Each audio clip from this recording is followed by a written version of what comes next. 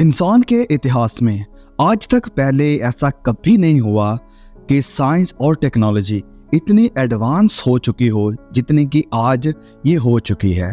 Studies ये दिखाती हैं कि 1900 तक इंसान की जो नॉलेज थी वो 100 साल में डबल हो रही थी, लेकिन 1950 तक आते आते इंसान की नॉलेज डबल होने लगी हर 50 साल के बाद।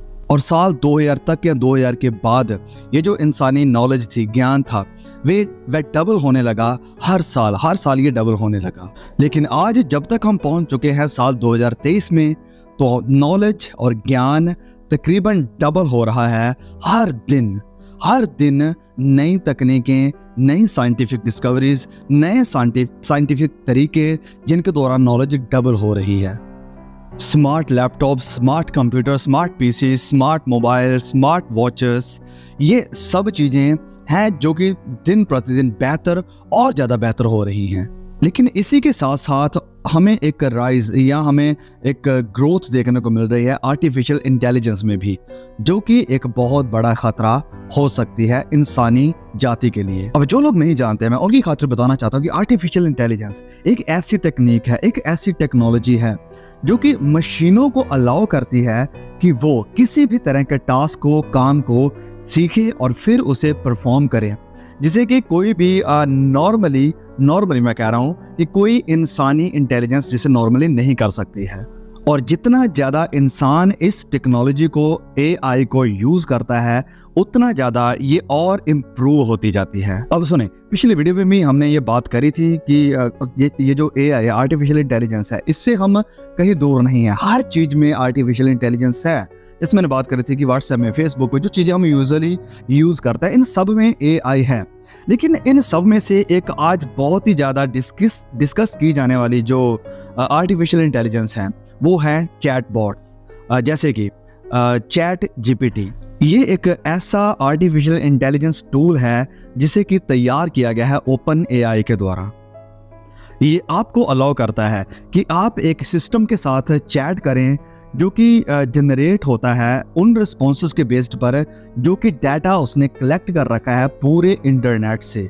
उसके मुताबिक वो चैट GPT आपको रिस्पॉन्स करता है। और इस चैट GPT का जो रिस्पॉन्सेस हैं, जिस तरह से ये रिस्पॉन्स कर रहा है, ये इतना अद्भुत है, इतना माइंड ब्लोइंग है कि आपको इसके साथ चैट करते हुए लगेगा कि आप शायद किसी इंसान से, किसी सुपर इंसान से बात कर रहे हो जिसे पूरी दुनिया की नॉलेज है। तो ये ऐसा है जैसे हम किसी के साथ व्हाट्सएप पर चैट करते हैं, बिल्कुल ऐसे ही काम कर रहा है ये। अब इन सारी तकनीकों को, सारी टेक्नोलॉजीज को, आर्टिफिशियल इंटेलिजेंस को देखकर क्या हम ये कह सकते हैं कि ये जो सारी चीज़ें हो रही हैं, ये परमेश्वर के वचनों की जो भविष्यवाणियाँ हैं, ये सब उनको पूरा कर रही हैं? क्या ये अंतिम समय की भविष्यवाणियाँ हैं? और सवाल अगला ये होगा कि क्या ऐसे चैट GPT जैसे किसी टूल का बाइबल में जिक्र हुआ है या इसकी भविष्यवाणी की गई, किसी ऐसे टूल की भविष्यवाणी की गई है? और फिर अगला सवाल ये होगा कि क्या ये सारी जो टेक्नोलॉजी हैं, क्या ये दुनिया को तैयार कर रही हैं एंटी क्राइस्ट के आगमन के लिए? और फिर ये कि जब ये एंटी क्राइस्ट प्रकट होता है दुनिया के ऊपर, तो किस तरह से ये आर्टिफिशियल इंटेलिजेंस उसकी मदद करेगी कि वो अपना शासन इस दुनिया के ऊपर चला सके? तो ये बहुत ही कुछ इनक्रेडिबल सवाल हैं, क्वेश्चंस हैं, जिनको एड्रेस करना, जिनके बारे में बात करना आज हमारे लिए बहुत ही जरूरी है। लेकिन आगे जाने से पहले मैं आपसे रिक्वेस्ट करूंगा, प्लीज अगर अभी तक आपने चैनल को सब्सक्राइब नहीं किया हुआ, प्लीज सब्सक्राइब जरूर करें, साथ में बेल आइकन को भी जरूर दबा देना ताकि हर नए वीडियोस का नोटिफिकेशन आप तक पहुंच सके। और एक और छोटी सी रिक्वेस्ट है कि अंतिम समय में प्रकाशित वाक्य को जानना, प्रकाशित वाक्य की किताब की स्टडी करना और प्रकाशित वाक्य की किताब को अपनी जिंदगी में अप्लाई करना बहुत ही जरूरी है, क्योंकि वो किताब अंतिम समय के विश्वासियों के लिए आज बहुत ही ज्यादा जरूरी बन गई है। तो हमने ऑलरेडी, आपको अपने से बहुत से लोग देख रहे हैं, पता ही होगा कि प्रकाशित वाक्य की हमने स्टडी शुरू करी है। हम अब जो 7 चर्चेज हैं प्रकाशित वाक्य के, उनके ऊपर स्टडी कर रहे हैं। ऑलरेडी 4 चर्चेज की हमने स्टडी अब तक कर लिया। थाईतिरा चर्च वो लास्ट चर्च था जिनकी हमने स्टडी करी। अगर अभी तक आपने उस चैनल को सब्सक्राइब नहीं किया, अगर अभी तक आप उस प्रकाशित वाक्य की स्टडी को फॉलो नहीं कर रहे हैं, तो लिंक मैं आपको नीचे डिस्क्रिप्शन में दे रहा हूँ। पूरी प्लेलिस्ट आपको मिल जाएगी चैनल के ऊपर। प्लीज 1 से लेकर सारे एपिसोड्स को आराम से बैठकर देखिए, क्योंकि आप सच में बहुत ही ज़्यादा ब्लेस होने वाले हैं उस सारी प्रकाशित वाक्य की स्टडी के साथ है, क्योंकि आज के टाइम में ये बहुत ज़रूरी है। और ज़्यादा वक्त ना लेते हुए चलिए हम सीधा अब इस वीडियो में जाते हैं। तकरीबन 2500 साल पहले परमेश्वर अपने एक नबी के साथ बात करते हैं जिसका नाम था डैनियल, और डैनियल को परमेश्वर एक मैसेज देते हैं ये कहते हुए कि जो कुछ भी एंड टाइम में होगा मैं तुम्हें वो बताना चाहता हूँ। और चलिए मेरे साथ देखिए डैनियल की किताब अध्याय 12, डैनियल चैप्टर 12 और वर्सेस 1 से लेकर 4 तक को हम पढ़ेंगे। लिखा है यहाँ पर, उसी समय मिकाएल नाम का बड़ा प्रधान जो तेरे जाति भाइयों का पक्ष करने को खड़ा रहता है वह उठेगा। तब ऐसे संकट का समय होगा जैसा किसी जाति के उत्पन्न होने के समय से लेकर अब तक नहीं हुआ, परंतु उस समय तेरे लोगों में से जितनों के नाम परमेश्वर की पुस्तक में लिखे हुए हैं वह बच निकलेंगे, और जो भूमि के नीचे सोए हुए रहेंगे उनमें से बहुत से लोग जाग उठेंगे, कितने तो सदा के जीवन के लिए और कितने अपनी नामधराई और सदा तक अत्यंत गिनौने ठहरने के लिए। तब बुद्धिमानों की चमक आकाश मंडल की सी होंगी, और जो बहुतों को धर्मी बनाते हैं वह सर्वदा तारों के समान प्रकाशित होंगे। परंतु हे दानियल, तू इस पुस्तक पर मोहर करके इन वचनों को अंतिम समय तक के लिए बंद रख। और बहुत लोग पूछ-पाछ और ढूंढ ढांड करेंगे और इससे ज्ञान बढ़ जाएगा। बहुत से लोग पूछ-पाछ करेंगे, जो कि चैट जीपीटी के साथ आज लोग कर रहे हैं। और फिर आगे लिखा है कि इससे ज्ञान बहुत ज्यादा बढ़ जाएगा। ओके, तो यहाँ पर भविष्यवाणी है अंतिम समय के बारे में, और अंतिम समय के बारे में बात करते हुए परमेश्वर दानियल से कहते हैं कि तू इस किताब को बंद कर दे, क्योंकि अंतिम समय में ऐसा होगा कि लोग पूछ-पाछ करेंगे, लोग सवाल करेंगे और फिर नॉलेज बहुत ज़्यादा बढ़ जाएगी। क्या ये जो आर्टिफिशियल इंटेलिजेंस हैं और ये जो सारे चैट बॉट्स हैं, जैसे फॉर एग्जांपल चैट जीपीटी, क्या ये सारे वो हिस्सा हैं दानियल की भविष्यवाणी के? तो जवाब है यस, बिल्कुल। Because with this new technology, इस नई टेक्नोलॉजी के साथ ये जो नॉलेज है ये मल्टीप्लाई हो सकती है बहुत ही भयानक रूप में। बड़ी ही तेजी से ये जो नॉलेज है इंक्रीज हो रही है। अब सुनिए इस बात को, कई लोगों को मन में ये डर आ जाता है, सवाल आ जाता है कि क्या ये जो सारे टूल्स हैं वो शैतान के द्वारा तैयार किए गए हैं? तो मेरा जवाब है कि हो सकता है, यस, शैतान इन सब टूल्स को इस्तेमाल कर सकता है अपने पर्पस के लिए, अपने मकसद के लिए। फॉर एग्जांपल यूट्यूब है, आप देख लो, इसे शैतान अगर अपने मकसद के लिए यूज़ कर रहा है, यस ऑफ कोर्स ज़्यादातर लोग गलत कामों के लिए ही यूज़ कर रहे हैं यूट्यूब को भी, जहाँ पर गालियाँ दी जा रही हैं, मिस इन्फॉर्मेशन, संसार को बढ़ावा दिया जा रहा है। तो वहीं परमेश्वर भी इस टूल का इस्तेमाल कर रहे हैं ताकि उसका सुसमाचार लोगों तक पहुँचे।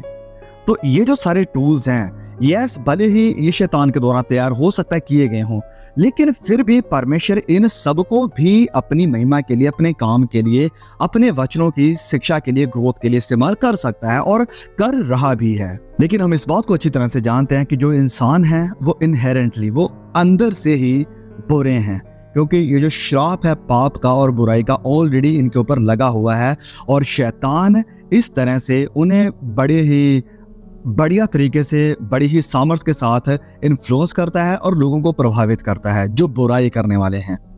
तो इस कारण हम चुपचाप बैठकर ये नहीं कह सकते कि यार डरने की जरूरत नहीं है, सब कुछ को, सारी चीजों को अच्छे के लिए ही यूज किया जाएगा। अब देखिए, पवित्र बाइबल स्पेसिफिकली नाम लेकर इन सारी जो आर्टिफिशियल इंटेलिजेंस है, सारी जो टेक्नोलॉजीज हैं, इनका नाम लेकर कहीं भी हमें नहीं बताती है, लेकिन पवित्र बाइबल कुछ प्रिंसिपल्स को बताती है जो कि यूज़ किए जाने चाहिए इंसानी दिमाग के द्वारा।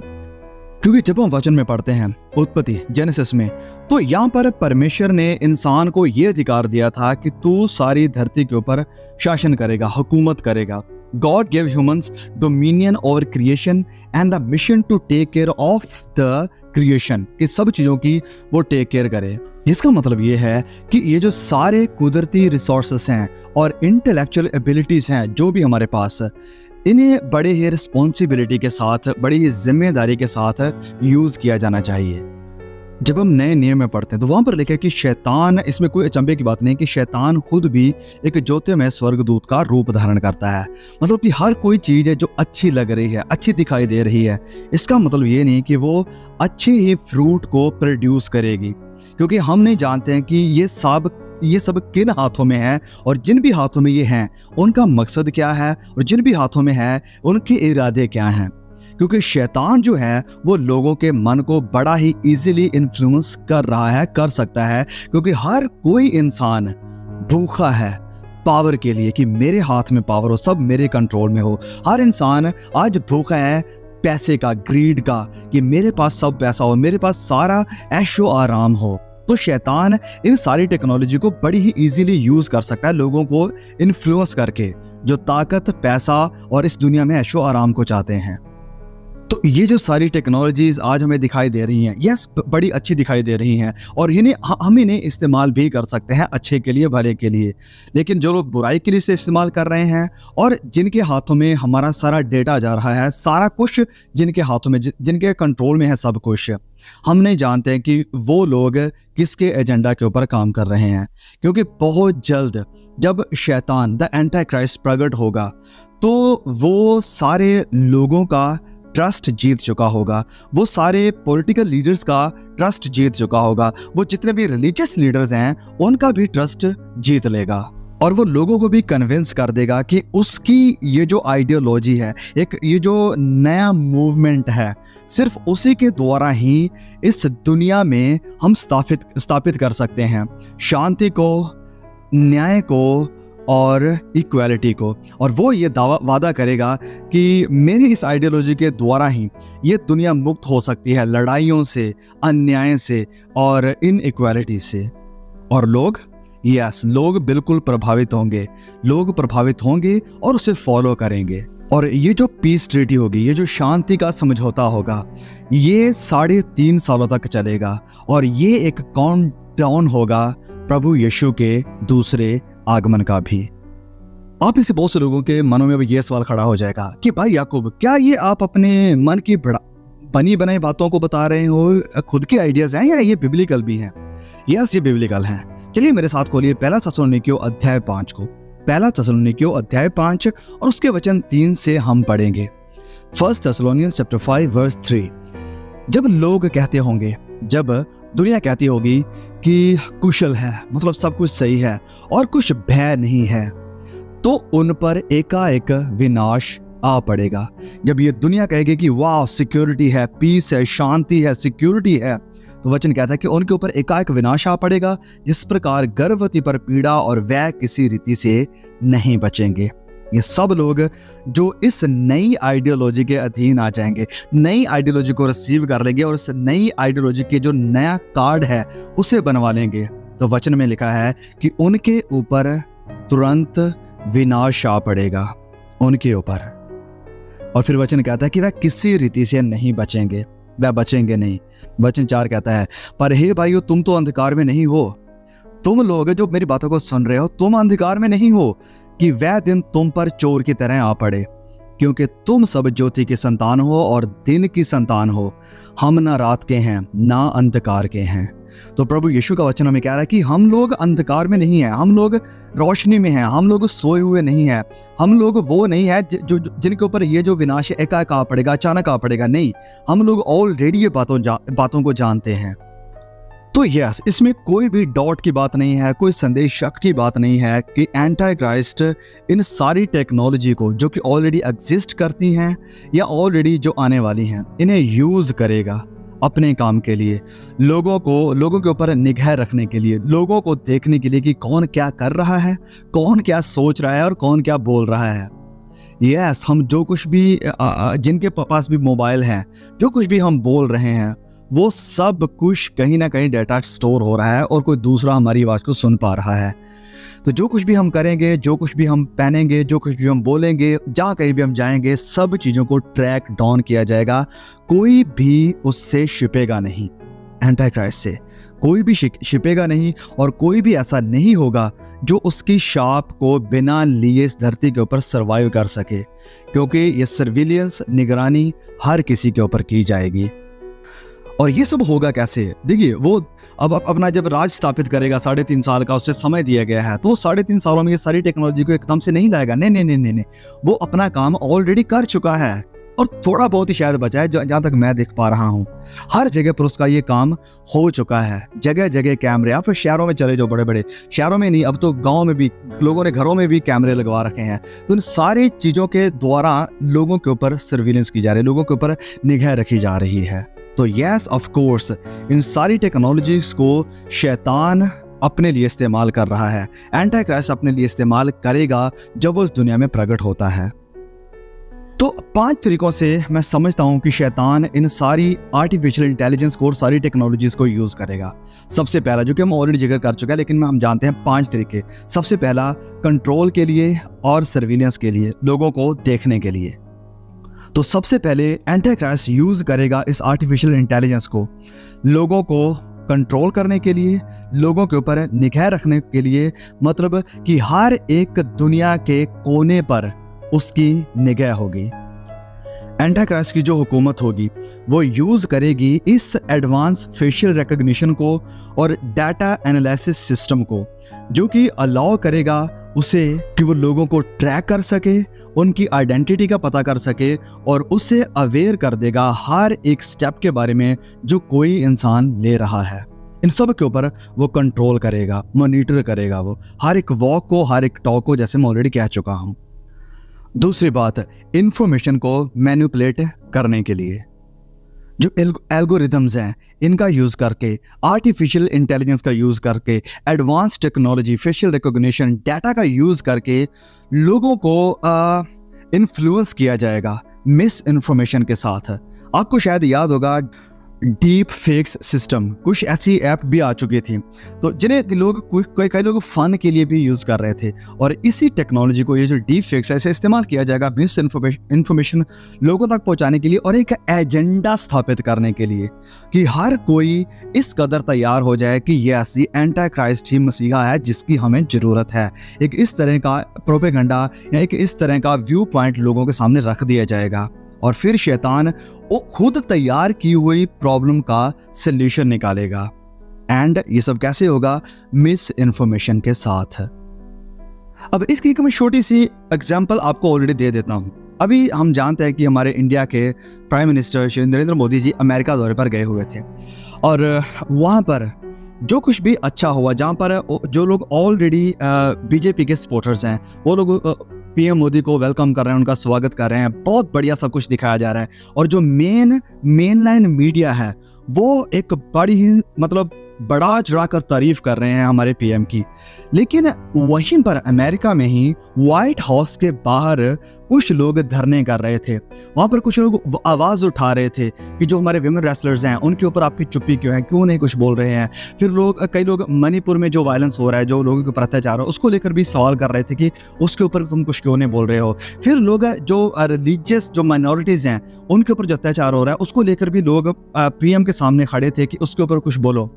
लेकिन जो मेन लाइन मीडिया है, जो कि ऑलरेडी एक हुकूमत के कंट्रोल में है, जो कि ऑलरेडी एक पावर के कंट्रोल में है, ऑलरेडी किसी दूसरे के कंट्रोल में है, वो ये सारी चीज़ें आपको नहीं दिखाएंगे। वो वही दिखाएंगे जिनके द्वारा उनका एजेंडा कामयाब हो। तो होप कि आप समझ रहे हैं मेरी बात को। तो अगर आज ये हो सकता है इन सारी हुकूमतों के द्वारा, तो क्यों नहीं ये और बड़े लेवल पर होगा जब एंटी क्राइस्ट खुद आ जाएगा, जब एंटी क्राइस्ट खुद आ जाएगा इस दुनिया के ऊपर अपना कंट्रोल करने के लिए। ये बस एक छोटी सी मैंने एग्जांपल आपको बताई, ये समझाने के लिए कि किस तरह से मिस इन्फॉर्मेशन को यूज किया जा रहा है, एक प्रोपेगेंडा लाने के लिए, लोगों को ये दिखाने के लिए कि देखो पूरी दुनिया में हमारे पीएम की कितनी इज्जत है, कोई भी उनके खिलाफ नहीं है, कोई उनके खिलाफ बोलने वाला नहीं है, सारी दुनिया उनकी तारीफ करती है। लेकिन वहाँ पर जो उनके विरोध में थे, वहाँ पर जो लोग उनका विरोध कर रहे थे, उनसे सवाल पूछ रहे थे, उन सब चीज़ों को नहीं दिखाया गया जानबूझकर, ताकि लोग बस मिसगाइडेड और मिस इन्फॉर्म्ड ही रहें। तो यस, आर्टिफिशियल इंटेलिजेंस और ये सारी टेक्नोलॉजीज को यूज किया जाएगा मिस इन्फॉर्मेशन को के साथ लोगों को मैनिपुलेट करने के लिए। और नंबर 3, इकोनॉमिक और पॉलिटिकल डोमिनेंस, कि लोगों के ऊपर डोमिनेट करने के लिए और इकोनॉमिक के ऊपर डोमिनेट करने के लिए। जब हम आते हैं प्रकाशित वाक्य उसके अध्याय 13 में, तो यहाँ पर प्रभु यीशु के सेवक संत यूहन्ना लिखते हैं चैप्टर 13 में एंटी क्राइस्ट के बारे में कि जब वो रूल कर रहा होगा तो एक स्पेशल आइडेंटिटी बनाई जाएगी, एक ऐसी शॉप जिसके लिए बिना कोई भी कंट्रोल या कोई भी लेन देन नहीं कर सकेगा। हर एक ट्रांजैक्शन अगर होगी तो वो उस स्पेसिफिक शॉप या चिप जो भी लगा लो उसके साथ ही होगी। और इस कारण ये वेरी पॉसिबल है, दिस इज़ वेरी पॉसिबल कि ये जो शॉप होगी, ये जो शॉप लगेगी या तैयार की जाएगी या यूज़ की जाएगी, ये बिना आर्टिफिशियल इंटेलिजेंस के तैयार नहीं होगी। ये उसके लिए एक बहुत बड़ा रास्ता होगा। एंटी क्राइस्ट जो कि एक जगह पर बैठकर दुनिया के ऊपर हुकूमत करेगा, तो वो कैसे सारी दुनिया के इकोनॉमिक्स को कंट्रोल करेगा, आर्थिक को वो कैसे कंट्रोल करेगा? ये तभी हो पाएगा अगर ऐसी सारी टेक्नोलॉजीज ऑलरेडी उसके हाथ में है। तो अगर ये आर्टिफिशियल इंटेलिजेंस टेक्नोलॉजी या और नई टेक्नोलॉजीज आप ले लो, ये सब अगर उसके हाथ में है तो वो इसके साथ पूरी इकोनॉमी को, जो कि दुनिया की इकोनॉमी है, उसे देख सकता है, उसे कंट्रोल कर सकता है। ओके, तो नंबर 4, डिजिटल वॉरफेयर और डिजिटल वेपन्स यानी हथियार। तो ये जो एंटी क्राइस्ट होगा, जिसे हम मसीह विरोधी कहते हैं या दजाल भी कहते हैं, ये इस दुनिया के ऊपर बहुत ही पावरफुल, बहुत ही शक्तिशाली इंसान होगा जिसके हाथ में सारी टेक्नोलॉजी होगी जो कि अवेलेबल है। तो इस कारण उसके लिए बहुत ही ईजी होगा कि वो यूज़ करे आर्टिफिशियल इंटेलिजेंस को, ये जो डेवलप्ड टेक्नोलॉजिकल वेपन्स हैं, हथियार हैं, उन्हें यूज़ करे, ड्रोन्स को इस्तेमाल करें, और जो आज सुपर पावरफुल जो रोबोट्स बनाए जा रहे हैं इन्हें इस्तेमाल करेगा, ताकि ये लोग इम्पोज करेंगे एंटी क्राइस्ट के एजेंडा को उन लोगों के ऊपर जो कि उसकी बात को नहीं मानते हैं और जो उसके अधीन होना नहीं चाहते हैं या जो उसकी इस हुकूमत के खिलाफ चलते हैं। तो ये सारी डिजिटल जो टेक्नोलॉजीज हैं या डिजिटल हथियार हैं, इन्हें यूज़ किया जाएगा लोगों को एलिमिनेट करने के लिए। नंबर 5, कम्युनिकेशन कंट्रोल और सेंसरशिप। तो जैसे कि मिस इन्फॉर्मेशन का यूज़ किया जाएगा शैतानी एजेंडा को खड़ा करने के लिए और उसके इरादों को छिपाने के लिए, इसी तरह से वो यूज़ करेगा आर्टिफिशियल इंटेलिजेंस को कि वो लोगों के बीच में जो कम्युनिकेशन हो रहा है, बातचीत हो रही है, वो इसे भी मॉनिटर कर सके, इसे भी कंट्रोल कर सके और इसे भी सेंसर कर सके। कोई भी बातचीत या कोई भी आइडिया अगर उसके आइडिया के खिलाफ जा रहा है, उसके गवर्नमेंट के खिलाफ में जा रहा है और लोगों को उससे दूर लेकर जा रहा है, तो वो इसे लिमिट करेगा, इसके ऊपर वो रोक लगाएगा। जैसे कि ये सब कोई नई बात नहीं जो फ्यूचर में आएगी, ऑलरेडी ये सब हम देख रहे हैं अपनी खुली आंखों के सामने, हम ऑलरेडी इन चीज़ों को देख रहे हैं। तो ये जो विरोधी है, मसीह विरोधी है, ये जो हमारी आत्माओं का विरोधी है, वो हर उस प्लेटफॉर्म को, हर उस सोशल नेटवर्क को, हर उस इंसान को जो इन सारे प्लेटफॉर्म्स को यूज़ कर रहा है, उन्हें वो सेंसर कर देगा, उन्हें वो बंद कर देगा, उन्हें वो रोक देगा, ख़त्म कर देगा, ताकि बस उन्हीं चीज़ों को प्रमोट किया जाए, उन्हीं चीज़ों को लोगों के सामने रखा जाए जो चीज़ें उसके फेवर में हैं। अब इससे पहले कि हम इस वीडियो को एंड करें, मैं यहाँ पर आपको एक और भविष्यवाणी के साथ वाकिफ करवाना चाहता हूँ। ऑलरेडी भले ही हमने इस चीज़ के ऊपर एक स्पेसिफिक वीडियो बनाया हुआ है, आप प्लीज़ उसे और डिटेल में ज़्यादा देख सकते हैं। मत्ती 24 में प्रभु यीशु के चेलों ने जब उससे पूछा कि प्रभु हमें बता ये सारी बातें कब होगी और तेरे आने का वक्त क्या होगा, तो प्रभु यीशु ने उन्हें बहुत सारे चिन्ह, बहुत सारी निशानियाँ दिखाई जो उसके आने से पहले पूरी होंगी। और वहीं पर प्रभु यीशु मसीह ने एक और बात कही जो कि बहुत ही अद्भुत है। प्रभु यीशु ने यह कहा कि राज्य का ये सुसमाचार पूरी दुनिया में प्रचार किया जाएगा, राज्य का ये सुसमाचार जो है पूरी दुनिया में प्रीच किया जाएगा। तो जिस वक्त में प्रभु यीशु ने भविष्यवाणी करी थी, वहाँ पर कोई एडवांस व्हीकल नहीं थे, कोई एडवांस टेक्नोलॉजी की तो आप बात ही छोड़ दो, व्हीकल भी नहीं थे। लोगों को घोड़ों के ऊपर और कई बार तो ज़्यादातर पैदल ही सफ़र करना पड़ता था, यात्राएं करनी पड़ती थी, एक जगह से दूसरी जगह जाना पड़ता था। तो इस तरह से ये जो सुसमाचार का मैसेज है, ये पूरे जो जितने महाद्वीप हैं, कॉन्टिनेंट्स हैं, वहाँ तक नहीं पहुँच पाया था। लेकिन आज with the growth of technology, with the growth of social media, with the growth of YouTube platforms, परमेश्वर के राज्य का यह सुसमाचार है, मैं यहाँ पंजाब में बैठकर प्रचार कर सकता हूँ और पूरी दुनिया के जितने भी महाद्वीप हैं, Asia, Europe, West, Australia, Russia, कहीं पर भी लोग इसे सुन सकते हैं और सुन रहे हैं। आज एक छोटा सा ईमेल, छोटा सा व्हाट्सएप मैसेज बहुत है कि इसे पूरी दुनिया के किसी भी कोने में कभी भी सेंड किया जाए, इतना एडवांस हो चुका है सिस्टम। और ये एस्टिमेट लगाया जाता है कि तकरीबन 3 बिलियन लोग इस दुनिया में जो हैं उनके हाथों में आज मोबाइल है, उनके पास एक्सेस है इंटरनेट के लिए, इंटरनेट के साथ कनेक्ट करने की, जिसका मतलब है कि half of the humanity has instant access to anything at any time. तो इस कारण बहुत ध्यान से सुनिए कि प्रभु यीशु की जो बातें थी, प्रभु यीशु ने जो भविष्यवाणी करी थी, हमारे पहले जो लोग दुनिया चले गए उनके लिए शायद वो इतनी सेंस ना बनाते हों जितने कि प्रभु यीशु के वो कहे हुए शब्द, वो करी हुई भविष्यवाणी आज हमारे लिए सेंस बना रही है। जिसका मतलब है कि अगर आपके पास मोबाइल है, अगर आपके पास इंटरनेट एक्सेस है, तो आप प्रभु यीशु के सुसमाचार को कहीं भी, कभी भी, किसी भी जगह सुन सकते हो, फिर चाहे आपको एक बंद कमरे में ही क्यों ना रख दिया जाए। और बहुत से लोग जो कि चर्च नहीं जा पाते, किसी फेलोशिप का हिस्सा नहीं बन सकते थे, कुछ घर की प्रॉब्लम्स के कारण या कई और प्रॉब्लम के कारण, वो भी अपने कमरे में बैठकर आराम से ऑनलाइन मीटिंग्स को अटेंड कर सकते हैं, जहाँ की एक ही वक्त में 2,000, 3,000 कितने लोग एक ही टाइम में उस सारी जो मीटिंग है उसे अटेंड कर सकते हैं बिना अपने घर के बाहर जाए। जिसका सिंपली मतलब ये है कि ऐसा माहौल जिसके बारे में प्रभु यीशु ने भविष्यवाणी करी थी, हम इस सब को अपनी आंखों के सामने पूरा होता देख रहे हैं। राज्य का सुसमाचार पूरी दुनिया में सुनाया जा रहा है, पूरी दुनिया में फैलाया जा रहा है, with the help of internet, with the help of social media, with the help of growing technology। एक और भविष्यवाणी है जो इसी टेक्नोलॉजी की तरफ हमें इशारा करती है। जब हम प्रकाशित वाक्य 11 में पढ़ते हैं, वहाँ पर जिक्र है 2 गवाहों का। होप आपने इनके बारे में जरूर सुना होगा। तो हमने इनके ऊपर एक बहुत डिटेल में और बड़ी इंफॉर्मेटिव वीडियो बनाई है। अगर आपने नहीं देखी तो मैं हाईली आपसे रिक्वेस्ट करूंगा, आपको रिकमेंड करूंगा कि प्लीज आप उस वीडियो को मिस मत करना, जरूर देखना। अब इन 2 गवाहों के बारे में वहाँ पर लिखा गया कि 3.5 सालों तक ये खूब प्रचार करेंगे। परमेश्वर इन्हें अपनी सामर्थ देंगे कि ये बड़ी ताकत और सामर्थ और अद्भुत कामों के साथ सुसमाचार का प्रचार करें। लेकिन 3.5 सालों के बाद एंटी क्राइस्ट आता है और वो इन लोगों को खत्म कर देता है।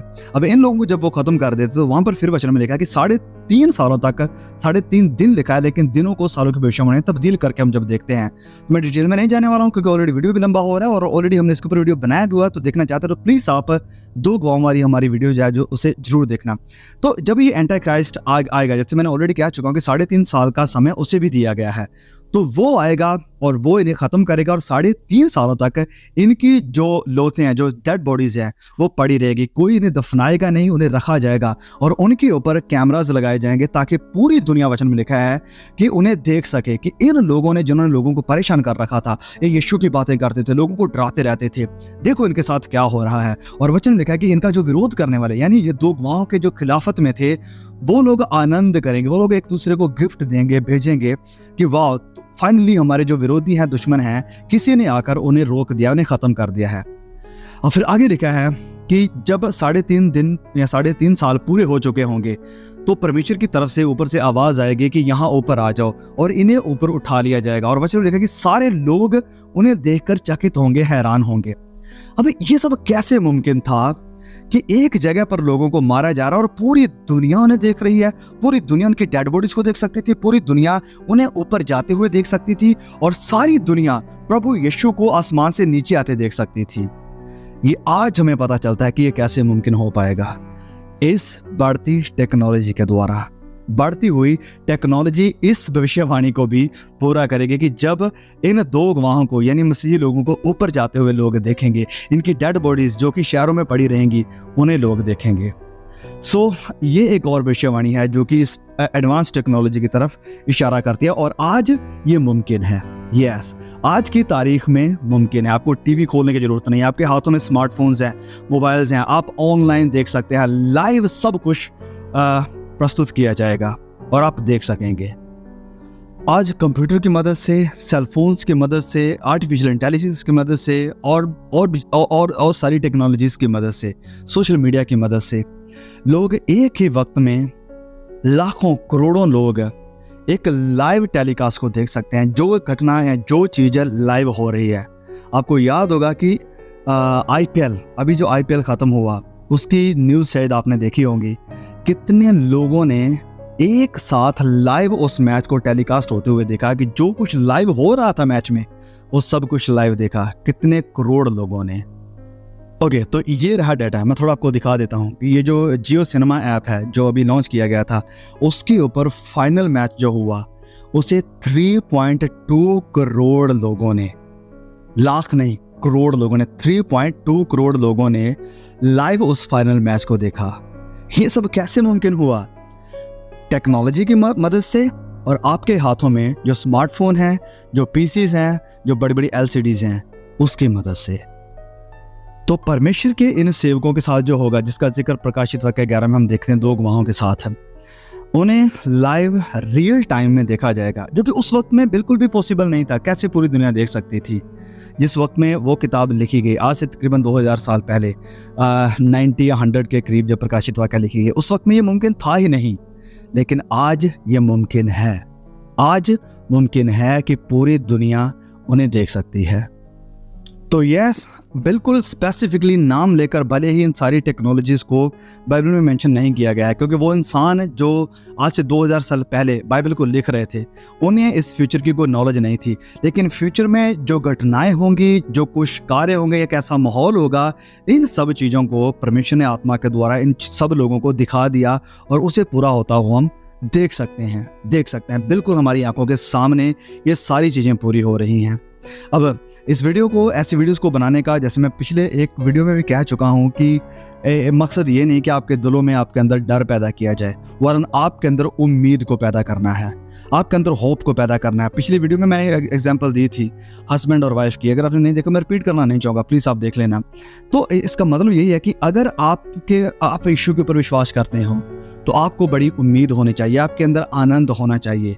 और अगर आप अभी तक भी तैयार नहीं हो अंतिम दिनों का सामना करने के लिए, अगर आप अभी तक तैयार नहीं हो एंटी क्राइस्ट का सामना करने के लिए, अगर आप अभी तक तैयार नहीं हो प्रभु यीशु से मिलने के लिए, तो आज वक्त है। खुदावंद मसीह यीशु ने अपना लहू दिया है, खुदावंद मसीह यीशु ने अपनी जान दी है, खुदावंद मसीह यीशु ने आपके गुनाहों का, आपके पापों का, आपके हर एक बुरे काम का जो बिल था, जो कर्ज था, उसे पे कर दिया है। आपको कुछ करना नहीं है। आज विश्वास करें खुदावंद मसीह यीशु के ऊपर और मसीह यीशु को कहें कि मैं गुनहगार हूँ, मेरी उम्मीद, मेरा भरोसा, मेरी तसल्ली आप हैं प्रभु, मुझे तैयार करो।